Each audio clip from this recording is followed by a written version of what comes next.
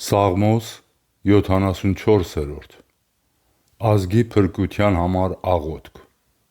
Ասափի սաղմոս Ով Աստված,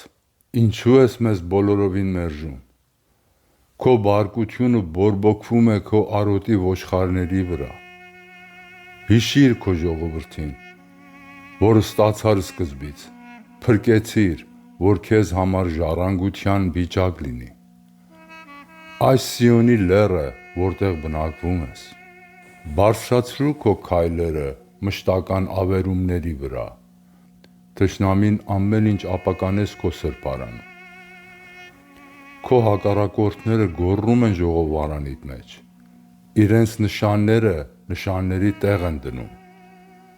Նա երևում է ինչպես մի մարդ, որ կացինը բարձրացրել է անտառի ծառերի վրա: Եվ հիմա նրա քանդակակերտ բոլոր զարդարանքները կտրտեցին կացիններով և մուրճերով: Կրակ գցեցին քո սրբարանի մեջ, գետին տապալելով պղծեցին քո անվան բնակարանը: Իրենց սրտերում ասացին. «Սրանք բոլորը միասին եկեք կորցնենք»: Երկրի մեջ այրեցին Աստծու բոլոր ժողովարանները: Մեր նշանները չենք տեսնում, էլ մարգարե չկա, և մեզ մոտ մեկը չկա, որ մեզ գիտենա: Մինչև ե՞րբ: Ով Աստված, մինչև ե՞րբ է նախատելու նեղություն տվողը: Միթե թշնամին պիտի իսպառ անարգի քո անունը: Ինչու ես ետ դարձնում ձեռքդ և աջդ: